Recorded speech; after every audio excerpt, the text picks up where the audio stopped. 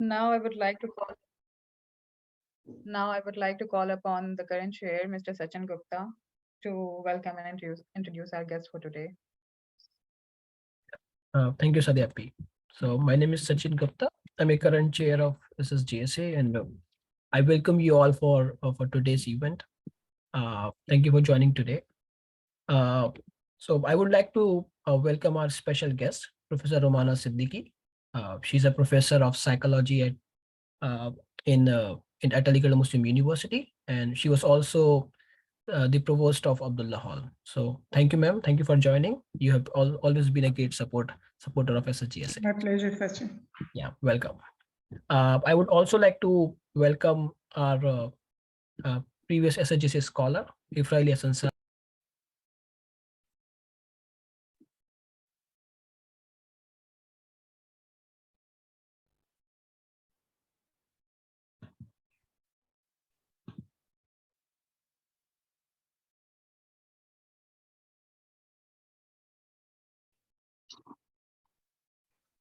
You lost Sachin bhai. Yeah, I think he is gone. Yeah, I think there is some problem with.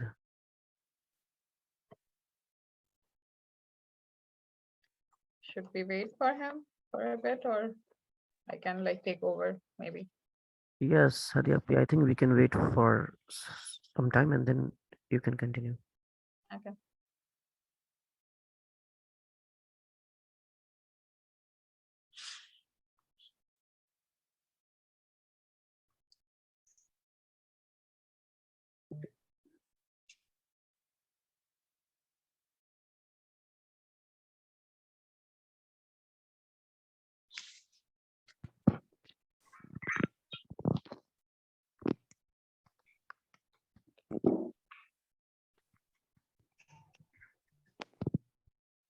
Sachin is trying to join back. I'm so sorry for the glitch. Coming. Let's wait.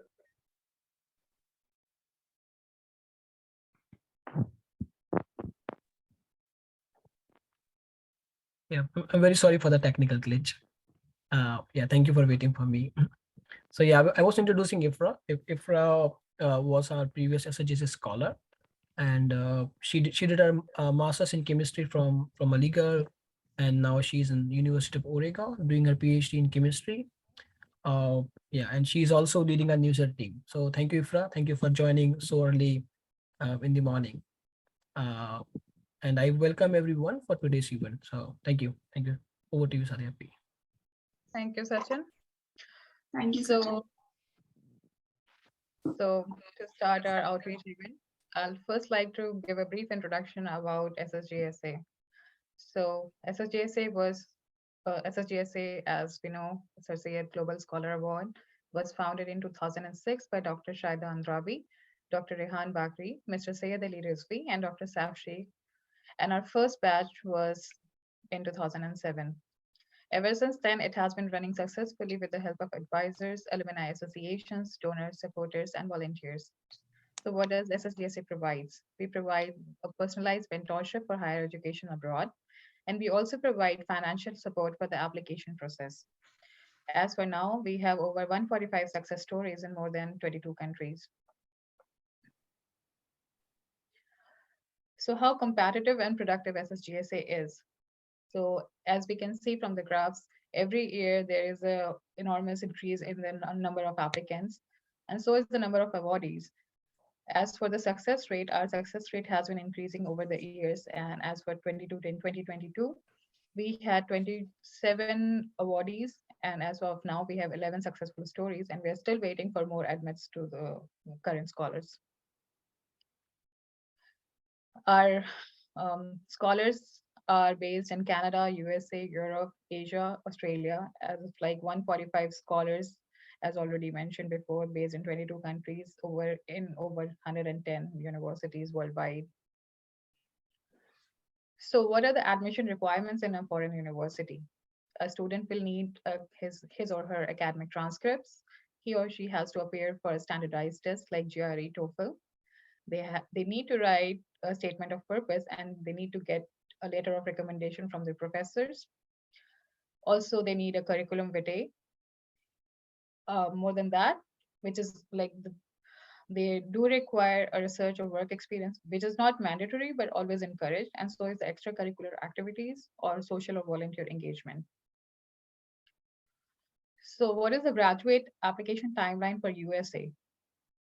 In June, you start preparing for GRE, and next year, August, you're packing to move to USA to join your university. So, between June to August next year, what happens is you take your GRE, you take your TOEFL exam, you start applying to the universities, and then once your results are declared and you have the offer letter, you start preparing for your visa process and everything, and then finally you move to US.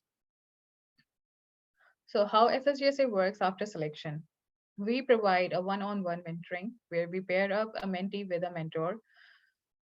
We always try to pair up the mentees with subject-specific mentors, but it's not always possible. But yeah, we are trying our best to connect the right persons to the right student. Those mentors will help you to personalize a plan, evaluate your monthly progress, they address your preparation for the test, and they will help you with the application process and literally all the questions related to your application. SSGSA also provides a financial assistance which covers the expenses of the standardized tests like GRE or TOEFL. And we also pay the full application, university application related fees for 5 graduate programs. It's important to note that our financial assistance is only available for 2 years and you can only avail it once.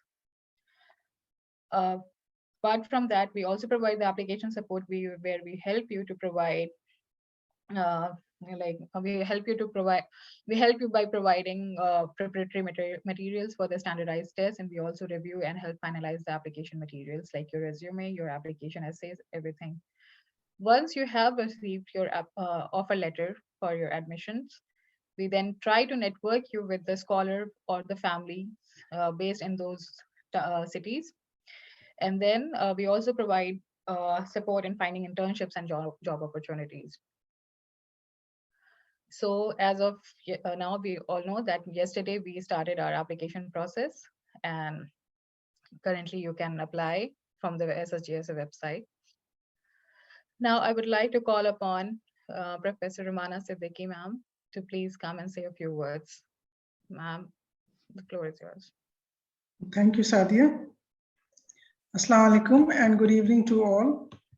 And at the onset, I would like to express my gratitude to Mr. Ali Rizvi Saab, the panelists and the entire team of SSGSA for giving me this chance to interact with you, and specifically for organizing this very meaningful program for students of Women's College.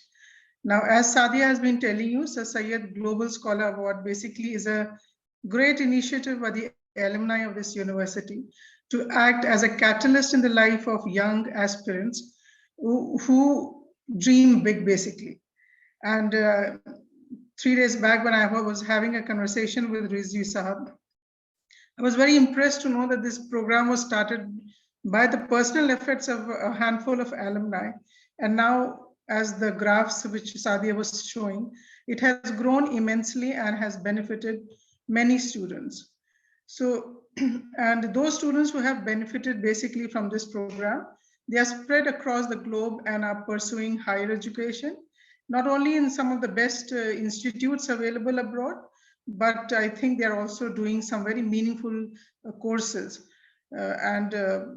Since the world is opening up like nothing, I mean, it is opening up in diverse areas, so students are also getting into those diverse fields. And some of the students from Women's College also have the success stories. And 3 panelists sitting out tonight they are from Women's College, and they are testimony that Women's College students are also basically benefiting from it. And from what I engaged from this program is that it's a mentoring program, and it is tailor-made for financial assistance basically to meritorious students who want to pursue their dream career. But what unique thing which I found about this program is that it is ready to walk the talk with the students. At each step, be it academics or their personal problems, there is a dedicated dedicated team basically who are there for guiding these students and helping them adjust to the universities if they happen to get admission in a foreign university. So you can say it provides you a home away from home, just like I think Abdullah Hall has been providing it for many of the residential students. Now, to all those women students who of the college who are attending this outreach program tonight, I would encourage you to avail this opportunity because I think it's one of a lifetime opportunity. And I don't think many of the universities can boast of this opportunity. So if you have a dream to pursue higher education abroad, and I think many students have those dreams, but they don't know how and when to apply. And sometimes you may be having some financial problems. And so these handicaps should not limit your aspirations basically. Because in a merit-based education system, neither your limitations nor your socio-demographic characteristics should determine access to the benefits of a quality education or going abroad and pursuing your dream. Now, over the period, what we have seen at women's college is that students are very capable, they are very competent, and they have been top scorers not only in their subject, but also they have been topping at the faculty level. So I think they have the right qualification and the capability, and they should try to get into world-class universities where I think they can harness their potential in a more meaningful way. Now, you may say that AMU does provide you an opportunity for higher education. There's no doubt that AMU has given you that quality education. They are teachers who are dedicated and trying to nurture your talent. But if you pursue higher education from a university, which is a top class university, and you go out, it basically opens up a broad canvas for you. And it not only provides you with an academic venture, but it also helps you to develop your personality. Now, especially when we ask a question from students that what do you have a plan after graduation?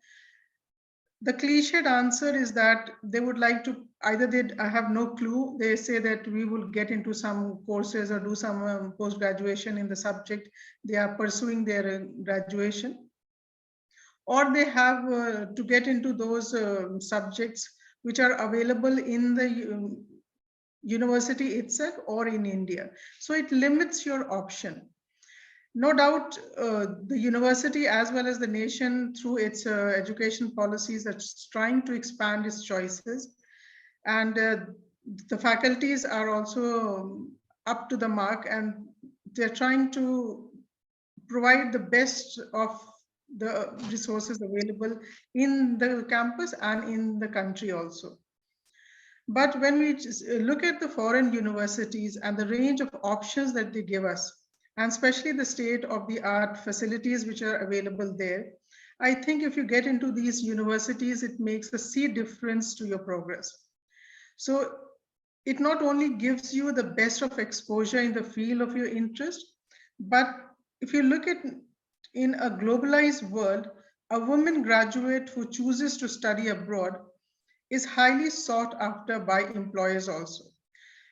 And they are sought after not just because they have a foreign degree, but by pursuing a degree overseas, what the message that you give to an employer is that you have the courage, the flexibility, and the understanding of how people work and think.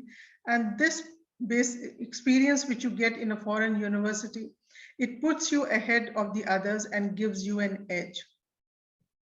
So studying in a foreign university also exposes you to a large community of students, both from the local area, that means the country that you go to, and these campuses are known for their diversity. So you have students coming from across the globe.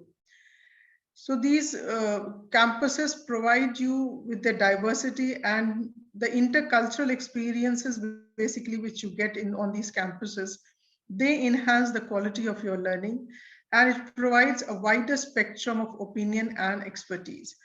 So many times, if you talk to students who have pursued their education abroad, they say that the experience which they have had in those campuses, they have changed the way they have been looking at things. Especially, they said that they used to take many, but now they have broader perspective. They have a new perspective of looking at many things, whether it is social issues, personal issues, or for that matter, academics. So studying internationally offers a wide variety of course. And if you look at the courses which are being offered in these universities, some include research options and skill-based trainings for students. So that is the edge that you are going to have if you pursue your studies from these universities, which are top notches and they're known for their quality education. And when you get into these campuses, it helps to expand your horizon and it opens up a world of new educational opportunities. And not only this, certain programs, when we look at those programs which are being offered by these universities, they also allow you to take different courses at the same time.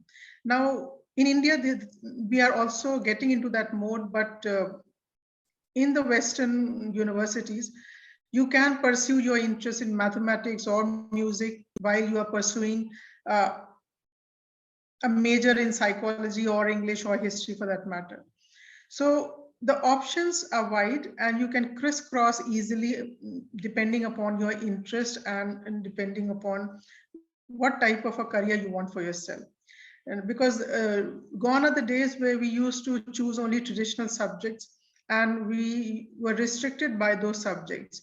Now, if you see or if you talk with your friends who are well placed, they would say we have been choosing one option, then we thought, no, this option is not working for me.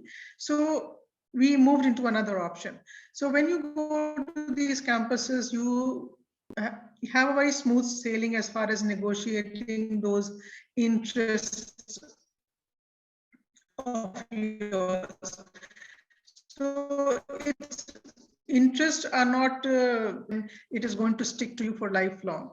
So basically, as you develop, as you explore the world, you might come across things which you never knew, and then that might become a forte for you.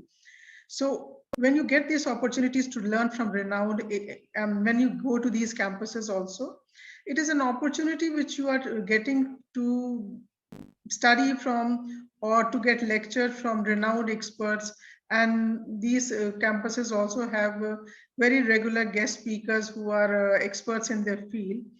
And you gain a lot from their work, which is and they have very intense research-based lectures which you will be exposed to. So when you spend your time in a foreign land with students of diverse background, it is going to help you think objectively, not only about yourself, but also about your home country. It will help you to tolerate differences, recognize and appreciate diversity. And apart from the degree, what female students basically can earn with is that it is with the degree you will be having a very bright future, because you will be, I think, much sought after, not only in the Western world, but also when you come home, back home, with your experience, with your diverse experience and your exposure. I think there's a world which is going to open up for you. So especially the girl students at Women's College, I would urge you to avail this opportunity, because what we have seen and we have been discussing amongst ourselves, that students are very talented. What they need is that they have to get out of their comfort zone and try to pursue their dreams, because naturally when staying at Aligarh Muslim University, you will be getting that post-graduation degree or your PhD degree. But if you get the permission to go out and if you just develop confidence in yourself, I don't see why you should not be able to crack this particular scholarship and get into those world-class university. So with these words, I think I'll stop, because I was given 5 minutes.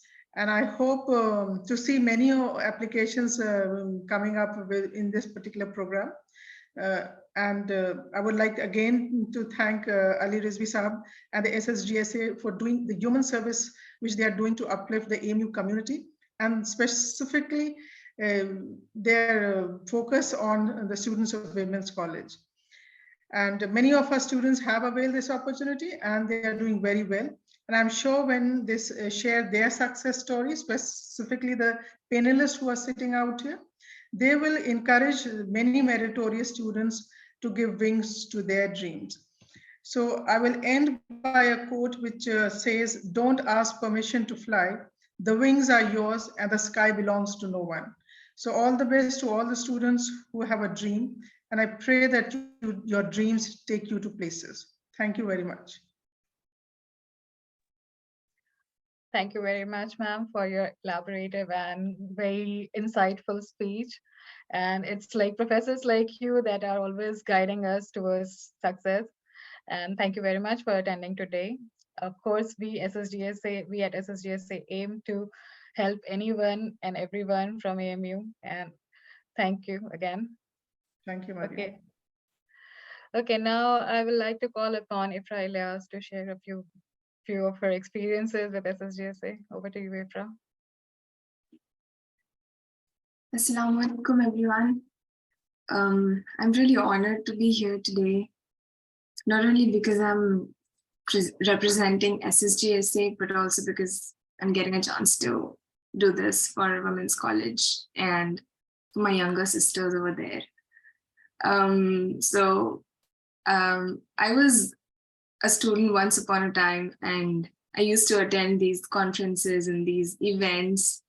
I would be excited about, the opportunities and whatever events happened at Abdullah Hall. And I'm finally getting a chance to speak today and connect with the younger girls.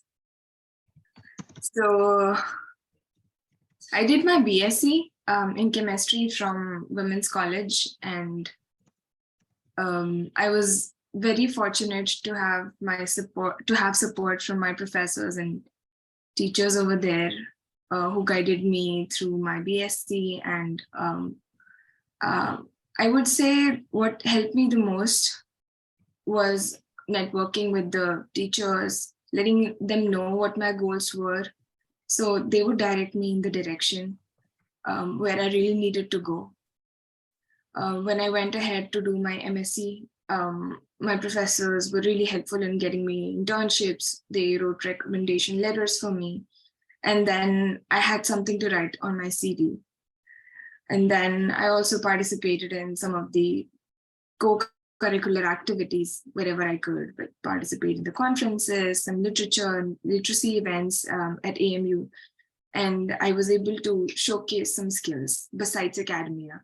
I believe that also helped a little bit. And then finally, SSGSA came into my life. So I remember attending one of these events at the Department of Chemistry, AMU, which was like an SSGSA outreach event like this one. And I met Salman Khan Bhai. And initially I was really overwhelmed because I felt like I could not compete with all of the competitive students and applicants, because I was told that only 30 students get selected per year. And I was like, no, I cannot make it to the list because it's like really competitive. But then, and so I didn't apply that year because I felt unconfident.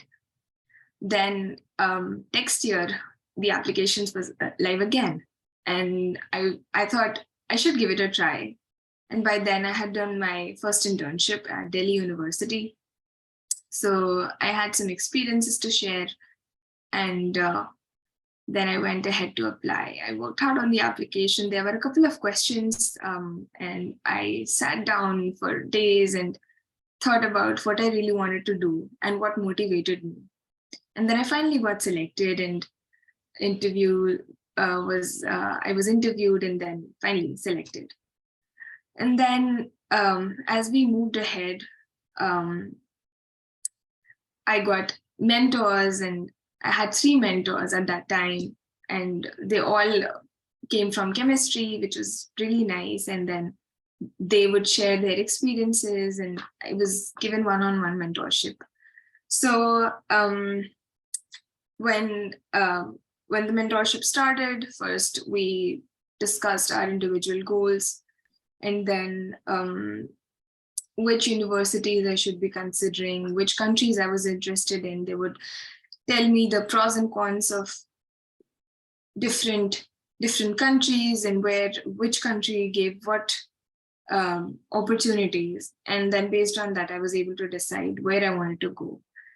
And then moving on, there were several factors which I also needed to consider while making decisions, and my mentors, Salman Bhai, Mohsin, Qazi Bhai, and Mohsin Khan Bhai, were able to guide me through. I was also provided application support. I had TOEFL study material for GRE, and then while working on the applications, they would help me draft my statement of purpose, which is the most important document for the application. And it is supposed to be a motivation letter where you write about your background and your experiences and how that motivates you to apply to a grad program or a PhD program. And then the CV, there were so many revisions, and my writing skill also improved during that time. And then finally, the most important part was financial support, because without that, I could not have imagined applying to foreign universities where you have application fees, and I just couldn't afford doing that. So SSGSA support really helped me. And the financial support was in various directions, by providing me the required study material for TOEFL and GRE tests, for applying to these universities, to five of the universities. And I remember there was some personal issues due to which I could not appear for my TOEFL test. So one of the members from the SSGSA helped me reschedule my TOEFL test appointment, which was really kind of them. And they paid for the rescheduling of the test. So this is very close to my heart, that I was supported throughout. And then after I was selected, the support didn't just end at the mentorship and financial support. They supported me even after I got selected. So to prepare for my visa interview, and then there were certain documents I needed to send to the embassy. So my mentors sat with me for like a couple of hours, and they would go back and forth with me to make those changes in the documents to make it look perfect.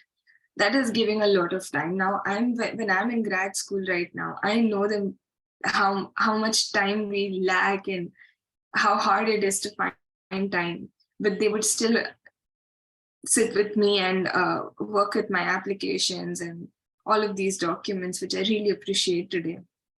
And then even after I got my visa, they would give me, the SSGSA team made a separate group where all of the incoming students would have the opportunity to get travel advices and what to do and what not to do, which was super helpful.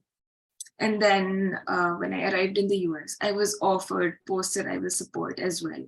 So my journey from India, from AMU to the United States was possible only because of SSGSA.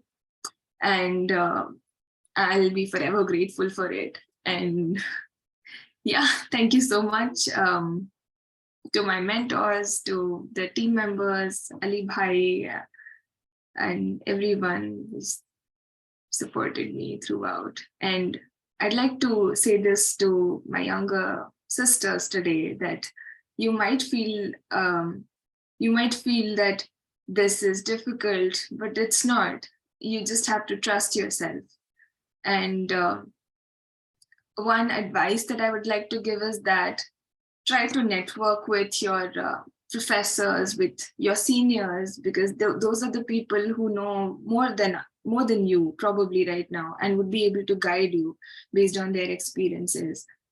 And then find students amongst your group who are as motivated as you are. And you could probably, connect with them, collaborate with them, and do a teamwork on things. This is what I did. I had a very good friend, and we would work on such competitive applications and internships together.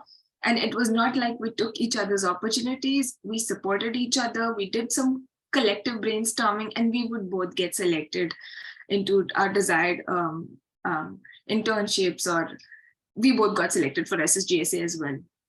So having a study partner, a friend who is competitive also helps, because it keeps you motivated. And finally, trust yourself. That's all I would say. Thank you so much. Thank you so much, Ifra, for sharing your experience, your wonderful experience with SSGSA. And also your story was so inspiring. Okay,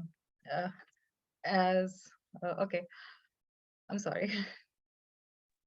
So yeah, thank you very much for sharing your inspiring story. I'm glad that SSGSA played such a wonderful part in your life. And as you already mentioned, for the younger sisters in Aligarh, it's always difficult to take the first step. It's always overwhelming, but once you have taken the step, it becomes easier. So yeah. Okay, now carrying on to the next part of the event, I would like to call upon Rabia to elaborate more on the application process. Also, I would like to request our audience, to please type, if you have any questions, please type your name and the question in the chat box. We will be taking them at the end of the event. Thank you. So Rabia, over to you.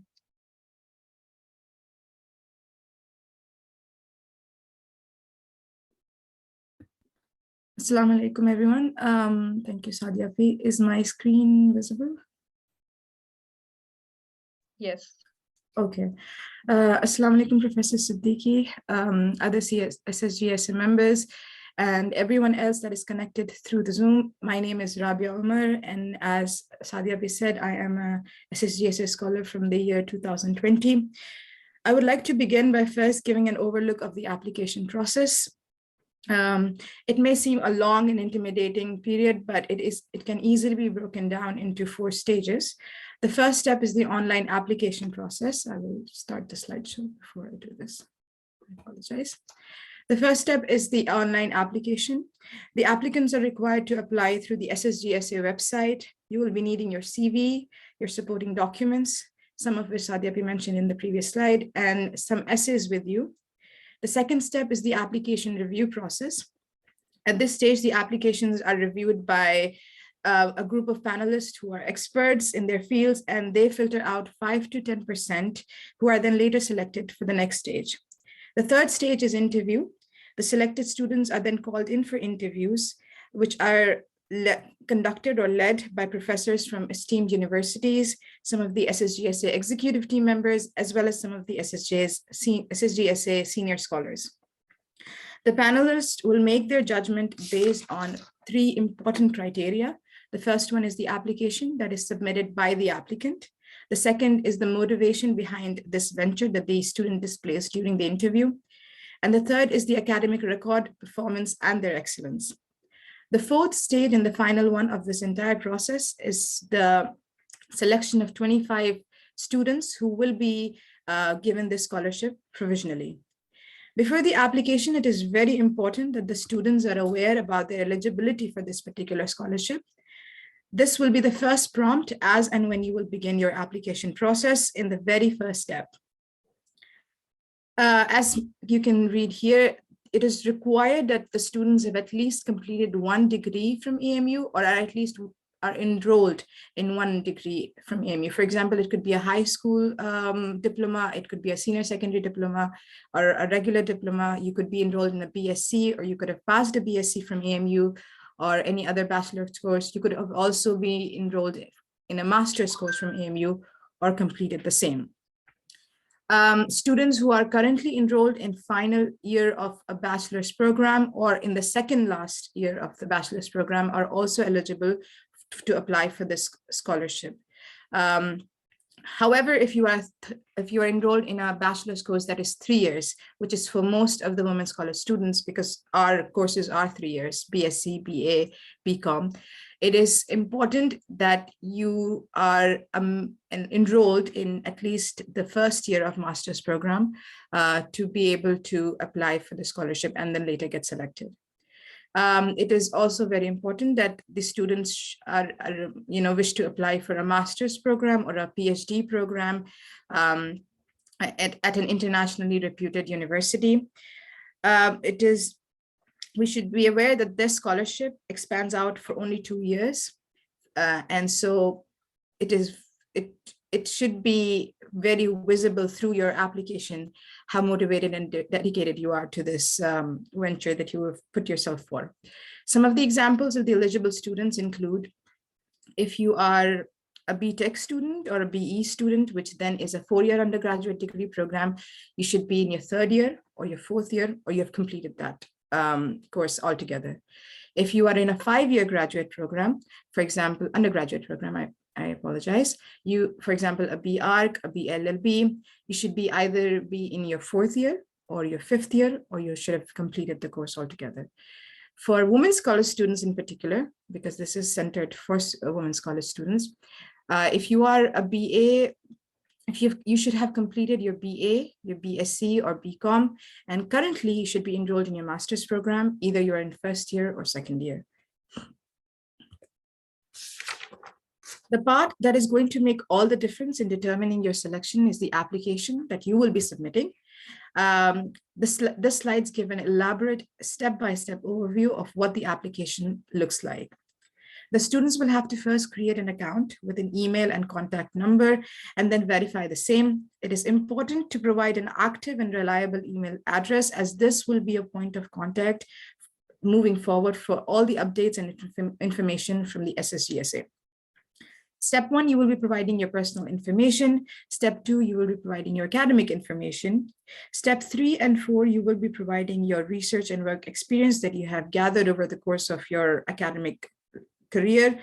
And all of the instructions and details for this particular step will be provided as and when you will reach the step on the application portal itself. Though the step 3 and step 4 are not mandatory, it is highly encouraged. Step 4 is step 4 is, yeah, I said step 4. Step 5 is poster or workshops that you have attended. Again, these are things that are not mandatory, but are highly encouraged, as they will help in, giving a clear idea of what you are interested in, how much dedicated you are in your academic career. Step 6 is submission of your curricular activities, and step 7 is submission of your extracurricular activities. Again, I would highly encourage the students who are applying to know the difference between the two. The curricular activities will include all those participation that complement your discipline or your curriculum, while the extracurricular activities would be involvement in all of those activities that are outside of your curriculum. Step 8 is the essay question. Again, the instructions for this step will be available at the portal when you will reach this step. Step 9 is the students can fill out any other information that they feel that will help them, that will help the reviewers to understand them, which is not covered by the previous 8 steps. The last step would be the review and submit. A detailed walkthrough of these 10-step application process can be found on SSGSA YouTube channel. I would request the link to this video to be maybe sent in the chat box for the students to access later. You can find SSGSA on various social media platforms, including Facebook, Twitter, Instagram, LinkedIn, as well as we have a YouTube channel where we keep updating with various videos of events such as this. So you can find the link of this particular event as well on YouTube later, once we are done with this. You can also contact us through our website, which is ssgsa.us. You can contact the chair through the email chair@ssgsa.us. And for any other query that you have about anything related to SSGSA, you can write us an email to the email address contact@ssgsa.us. The upcoming events that we have, which is centered around which is conducted by the outreach team, centered around the application process as such, will be, the first one is on January 21st, 2023, which is a Saturday, catered for Faculty of Arts, Law, Social Science, and Distance Learning students. The next one is January 22nd, 2023, which is again catered for Faculty of Commerce and Management Studies. The third upcoming event that we have from the outreach team for the application process is on January 28, 2023 for the Faculty of Science students. And the last one on the list that we have is on January 29th, 2023, which is a Sunday, for the Faculty of Life Sciences, Agriculture Sciences, and Medicine.